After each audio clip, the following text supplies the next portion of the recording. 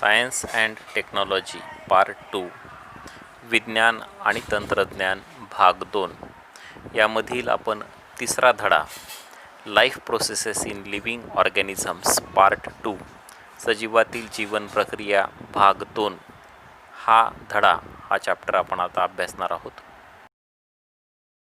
यापूर्वी आपण सजीवातील जीवन प्रक्रिया भाग 1 पार्ट 1 मध्ये सजीव व ऊर्जा निर्मिती ATP सायकल, त्याचप्रमाणे पेशी विभाजनामध्ये सूत्री विभाजन, अर्धसूत्री विभाजन, त्याच्या विविध अवस्था या सर्वांचा अभ्यास केलेला आहे. या धड्यामध्ये आपण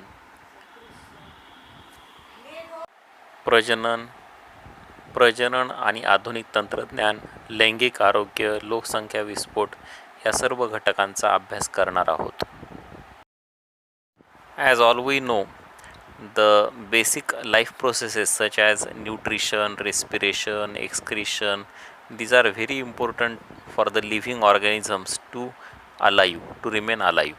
म्हणजेच काय, तर आपल्या सजीवांना जर जिवंत राहायचं असेल, जीवन जगायचं असेल, तर आपल्याला रक्ताभिसरण असेल, उत्सर्जन असेल, संवेदना असतील, पोषण असेल, या सर्व क्रिया कराव्या लागतात, ज्यांना की आपण जीवन प्रक्रिया असे म्हणतो.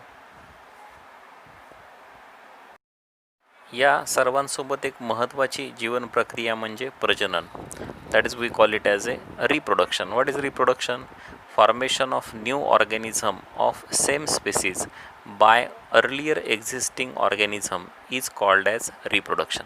म्हणजेच काय, तर एखाद्या सजीवापासून त्याच प्रजातीचा नवीन सजीव तयार होण्याच्या प्रक्रियेला प्रजनन असे म्हणतात. प्रत्येक सजीवांमध्ये जी उत्क्रांती होते, त्या उत्क्रांतीसाठी, त्या डेव्हलपमेंटसाठी सेक्शुअल रिप्रोडक्शन किंवा असेक्शुअल रिप्रोडक्शन खूप महत्त्वाचे आहे आणि तेच महत्त्वाचे कारण आहे असे मानले जाते. प्रजननाचे 2 मुख्य प्रकार आहेत. अलैंगिक प्रजनन, ज्याला की असेक्शुअल रिप्रोडक्शन असं म्हणतात, आणि लैंगिक प्रजनन म्हणजेच सेक्शुअल रिप्रोडक्शन. तर सुरुवातीला आपण अलैंगिक प्रजनन म्हणजेच असेक्शुअल रिप्रोडक्शन याचा अभ्यास करणार आहोत. तर पहा, processes of formation of new organism by an organism of same species without involvement of gametes is called as a asexual reproduction.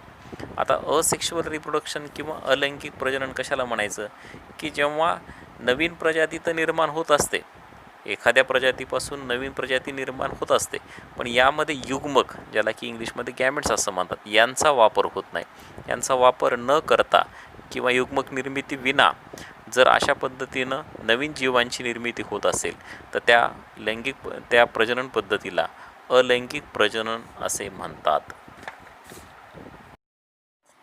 आता यामध्ये prokaryotes, protist and eukaryotic cell organelles like mitochondria and chloroplast perform asexual reproduction by binary fission. म्हणजेच काय, आदिकेंद्रकी, आदिजीव, दृश्यकेंद्रकी पेशीतील तंतुकणिका आणि हरितलवके ही पेशी अंगके द्विविभाजन पद्धतीने अलैंगिक प्रजनन करतात. आता यामध्ये काय होत असतं या प्रकारामध्ये, की एका जनक पेशीचे 2 समान भागांमध्ये रूपांतरण होत असतं. One cell gets converted into the 2 similar cells and that one cell is called as a parent cell, त्याला की जनक पेशी असं म्हणतो. आणि ज्या निर्माण होणाऱ्या पेशी आहेत सिमिलर, सारख्या प्रमाणामध्ये, that we call it as a daughter cells म्हणजेच नवजात पेशी. या पद्धतीमध्ये आकृतीमध्ये दाखविल्याप्रमाणे साध्या पद्धतीनं पण द्विविभाजन होऊ शकतं. एका पेशीच्या 2 पेशी होण्याची आपण बघू शकतो, अमिबाचं उदाहरण. किंवा पॅरामिशनमध्ये जसं आडव्या पद्धतीनं द्विविभाजन झालेलं आहे, आडव्या स्वरूपामध्ये एका पेशीच्या 2 पेशींमध्ये रूपांतरण होतं, तसंही होऊ शकतं. किंवा मग उभे द्विविभाजन, जसं की युग्लिनामध्ये आहे, ज्याला की आपण लॉंगिट्युडिनल बायनरी फिशन असं म्हणतो, जे की युग्लिनामध्ये आहे. आणि जे आडव्या स्वरूपात आहे त्याला ट्रान्सवर्स बायनरी फिशन असं म्हटलं जातं. आणि साध्या पद्धतीनं जे होतं साधे द्विविभाजन, that we call it as a simple binary fission, जे की आपल्याला अमिबामध्ये पाहायला मिळतं. आणि त्या प्रत्येकामध्ये आपल्याला असं पाहायला मिळतं की एका पॅरामिशियमपासून, एका अमिबापासून, एका युग्लिनापासून 2 आणि त्याच्या पुढं त्यांचं रूपांतरण होत राहतं. Next second type is multiple fission, ज्याला की आपण बहुविभाजन असं म्हणतो. The asexual reproduction by multiple fission is performed by amoeba and other similar protist, म्हणजे अमिबा आणि त्यासारख्याच इतर एकपेशी आदिजीव आहेत हे बहुविभाजन पद्धतीनं अलैंगिक प्रजनन करतात. आणि यामध्ये होतं काय नेमकं exactly, there is the formation of cyst. आता सिस्ट काय आहे, तर सिस्ट म्हणजे काय, तर जेव्हा अमिबाला फूड कमी मिळतं म्हणजे अन्न कमी मिळत असतं अशा वेळेला तो हालचाल करत नाही, कारण त्याच्यामध्ये एनर्जी नसते. आणि अशा वेळेला तो जो सिडोपोडी आहेत म्हणजे छदमपात जे आहेत तो तयार करत नाही किंवा त्यांची हालचाल थांबवतो आणि तो गोलाकार होतो. आणि गोलाकार झाल्याच्या नंतर पेशीपटलाभोवती एक कठीण कोटिंग किंवा संरक्षण कवच तयार होतं. आणि ह्या कवचालाच, ह्या कोटिंगलाच, या राऊंडेड आणि प्रोटेक्टिव्ह कव्हरिंगलाच सिस्ट असे म्हणतात. Many nuclei are formed by repeated nuclear divisions in the cyst. या सिस्टमध्ये त्या न्यूक्लियस, त्या केंद्रकाचं अनेक वेळेला सूत्री विभाजन होतं आणि त्यापासून अनेक केंद्रकी तयार होतात. आणि जेव्हा त्याला फेवरेबल कंडिशन मिळते that time that cyst gets breaks, म्हणजे ती जी सिस्ट आहे, ती जी पुटी आहे, ती पुटी अनुकूल परिस्थितीमध्ये फुटते आणि त्यातून अनेक नवजात अमिबा बाहेर पडतात. तुम्ही आकृतीमध्ये बघू शकता की त्यामध्ये जनक अमिबा आहे, केंद्रक पेशीद्रव्याचे विभाजन होतं आणि त्यापासून अनेक नवजात अमिबा बाहेर पडत आहेत. नेक्स्ट इज बडिंग कलिकायन. Yeast cell produces 2 daughter nuclei and yeast cell is having the reproduction by the asexual process. म्हणजे काय की अलैंगिक प्रजनन पद्धतीमध्ये जी किण्व पेशी आहे या किण्व पेशीमध्ये कलिकायन या पद्धतीमध्ये काय सूत्री विभाजन होतं आणि सूत्री विभाजनाचा परिणाम म्हणून काय होत असतं, तर 2 नवजात केंद्रके तयार होतात. आणि जी जनक पेशी आहे म्हणजे ज्याच्यापासून ते तयार होतात त्या पेशीला जनक पेशी किंवा पॅरेंट सेल असं म्हणतात.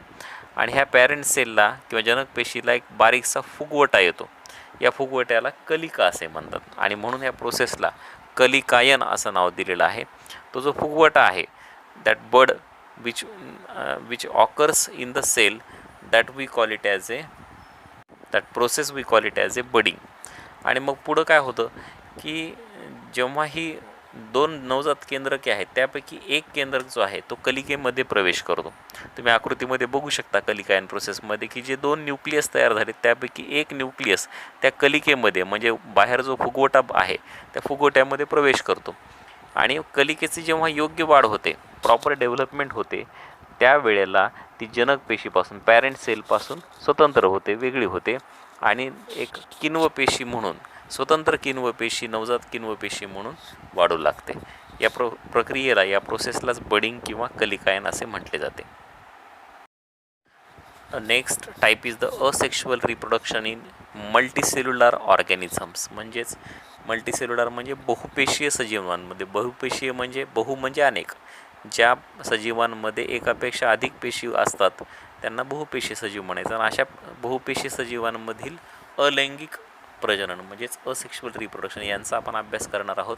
यामध्ये पण काही प्रकार आहेत. त्यातला पहिला प्रकार आहे फ्रॅगमेंटेशन म्हणजेच खंडीभवन. फ्रॅगमेंट्स म्हणजे तुकडे. एखाद्या सजीवाचे तुकडे होऊन जर नवजात सजीव निर्माण होत असेल तर त्या प्रक्रियेला फ्रॅगमेंटेशन किंवा खंडीभवन म्हणायचं. आता हा जो प्रकार आहे हा अलैंगिक प्रजननाचा एक प्रकार आहे आणि हा बहुपेशीय सजीवांमध्ये पाहायला मिळतो.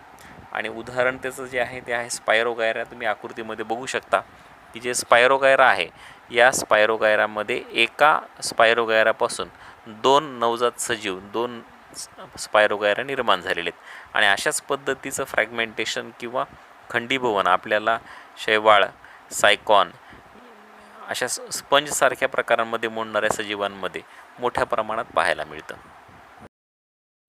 यानंतर आहे रिजनरेशन, ज्याला मराठीमध्ये आपण पुनर्जनन असं म्हणतो. काय असतं exactly, however under certain situations, काही सर्टन कंडिशन्सला, फेवरेबल कंडिशन्सला an animal like planaria breaks up its body into 2 parts and thereafter each part regenerates a remaining part of the body. Thus 2 new planaria are formed. This is called regeneration. आता इथं प्लॅनेरियाचं उदाहरण आहे. आता planaria कदाचित आपल्याला माहीत नाही किंवा आपण पाहिलेलं नाही आहे, पण एक साधं उदाहरण आपल्याला पालीचं घेता येईल. लिझार्ड ज्याला आपण म्हणतो, या लिझार्डमध्ये जो टेल पार्ट आहे, शेपूट जर पालीची जर तुटली तर आपण असं पाहू शकतो की काही दिवसानं तिला ती शेपूट परत येते. म्हणजे काय होतं, तो जो तुकडा आहे निघालेला त्याचं परत त्या पार्टचं परत रिजनरेशन होतं आणि ती शेपटी परत येते. त्याच पद्धतीचं आपल्याला प्लॅनेरियामध्ये पण पाहायला मिळतं. तुम्ही आकृतीमध्ये पण बघू शकता की एका प्लॅनेरियाचे 2 भाग झालेले आहेत, तोंडाकडला भाग आणि शेपटीकडला भाग. आणि मग त्या तोंडाकडल्या भागापासून राहिलेली पूर्ण बॉडी तयार होते आणि शेपटीकडल्या भागापासून पण राहिलेली पूर्ण बॉडी किंवा शरीर तयार होऊ शकतं. आणि हा जो प्रकार आहे, ही जी पद्धत आहे पुनर्जनन, रिजनरेशन असं याला म्हटलं जातं. पुढचा प्रकार आहे बडिंग. परत एकदा बडिंग, ज्याला मुकुलायन असं म्हटलं जातं. हायड्रा हे एक उदाहरण आहे. तुमच्या जर लक्षात असेल तर 9वीच्या अभ्यासक्रमामध्ये सुद्धा आपण हायड्रा अभ्यासला होता. सूक्ष्मदर्शिकेखाली मायक्रोस्कोपमध्ये खाली आपण त्याचं ऑब्झर्वेशन देखील केलेलं आहे. तर हा जो हायड्रा आहे दॅट अंडर फेवरेबल कंडिशन्स, म्हणजे अनुकूल वातावरणामध्ये, at the specific part of its body and outgrowth is formed by repeated division. म्हणजे त्या हायड्रामध्ये तुम्ही आकृतीमध्ये पहा की त्या हायड्रामध्ये एक फेवरेबल कंडिशन्सला, पोषक वातावरणामध्ये, एक शरीर भित्तिकेवर एक विशिष्ट ठिकाणी पुनर्जनन पेशी निर्माण होते, फुगवटा तयार होतो. तुम्ही बघू शकता, ज्याला की मुकुल नाव मी दिलेलं आहे, समोर लिहिलेलं आहे बघा. मुकुल म्हणजे काय? मुकुल म्हणजे शरीर भित्तिकेवर विशिष्ट ठिकाणी पुनर्जनन पेशी निर्माण होणे, त्याला म्हणायचं मुकुल. तो फुगवटा म्हणजे मुकुल झाला. And this outgrowth is called as a bud. इंग्लिशमध्ये त्याला आपण बड असं म्हणतो. Bud grows up progressively and finally forms a small hydra. ते हळूहळू वाढते आणि त्याच्यापासून नवीन हायड्राची निर्मिती होते. बघा, जसं एखाद्या झाडाला फांदी फुटत असते, त्याच पद्धतीनं या हायड्रामध्ये सुद्धा नवजात हायड्रा निर्माण होतो. Budding hydra separates from the parent hydra and starts to lead an independent life when it grows up and becomes able to lead an independent life. म्हणजे हा जो नवजात हायड्रा आहे, जेव्हा मोठा होतो, सक्षम होतो, त्याची वाढ होते, अशा वेळेला त्याचं स्वतःचं अस्तित्व टिकवण्याची जेव्हा त्याची क्षमता निर्माण झाल्याच्या नंतर तो जनक हायड्रापासून वेगळा होतो आणि तो नवजात हायड्रा म्हणून निरावलंबी जीवन जगू लागतो. पुढचा प्रकार आहे व्हिजिटेटिव्ह प्रोपोगेशन, शाकीय प्रजनन. आता ह्याच्यासाठी एक साधं उदाहरण आपल्याला घेता येईल की आपण बटाटे जे असतात, आलू, या बटाट्यामध्ये त्याला डोळे आलेले आपण पाहतो, बरोबर आहे. मग ते जे डोळे ज्याला आपण म्हणतोय, ते डोळे म्हणजेच काय आहे, तर ते मुकुल आहे. आणि हा जो मुकुल आहे, ह्या मुकुलाला परत पानफुटी होते आणि ह्या पानांच्या कडांवर असलेल्या मुकुलांच्या साहाय्यानं शाकीय प्रजनन केले जाते. आता ऊस आहे, गवत आहे, यासारख्या वनस्पतींमध्ये पेरावार असलेल्या मुकुलाच्या मदतीनं शाकीय प्रजनन आपल्याला पाहायला मिळतं. Reproduction in the plants with the help of vegetative parts like roots, stem, leaf and bud is called as a vegetative reproduction. म्हणजेच काय की वनस्पतींमध्ये मूळ असेल, झाडाचं मूळ किंवा खोडाचा भाग असेल, पान असेल, मुकुल यासारख्या शाकीय अवयवांच्या मदतीनं होणाऱ्या प्रजननास शाकीय प्रजनन असे म्हणतात. मग आता हे plants like carrots and radish perform vegetative propagation with the help of the roots. म्हणजे गाजर, मुळा, रताळे यासारख्या वनस्पतींमध्ये आपल्याला अशा पद्धतीचं शाकीय प्रजनन खूप मोठ्या प्रमाणामध्ये पाहायला मिळतं. आकृतीमध्ये पण तुम्ही बघू शकता, रताळा आहे, पानफुटी आहे, त्यानंतर बटाटे आहेत. तर हे सर्व त्याची उदाहरणं आहेत. सेक्शुअल रिप्रोडक्शन म्हणजे अलैंगिक प्रजननाचा शेवटचा प्रकार आहे स्पोर फॉर्मेशन, किंवा त्याला बीजाणू निर्मिती असं म्हणतात.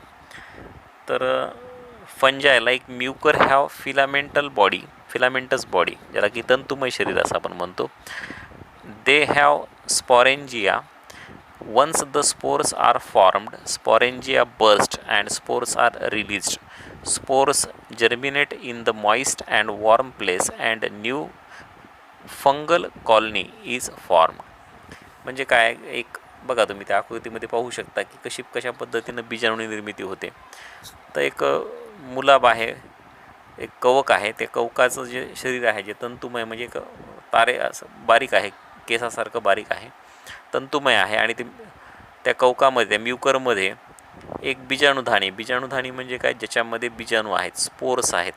ह्या बीजाणुधानीला एक फेवरेबल कंडिशन्सला, म्हणजे अनुकूल वातावरणामध्ये ही जी बीजाणुधानी आहे ती फुटते आणि ती जेव्हा फुटते त्याच्यामधून खूप मोठ्या प्रमाणामध्ये स्पोर्स म्हणजे बीजाणू बाहेर पडतात आणि हे बीजाणू जेव्हा ओलसर भागामध्ये पडतात जमिनीवर, उबदार जागी रुजतात, अशा वेळेला त्यांच्यापासून नवीन कवकजाल तयार होते. या प्रक्रियेलाच आपण बीजाणू निर्मिती किंवा स्पोर फॉर्मेशन असं म्हणतो.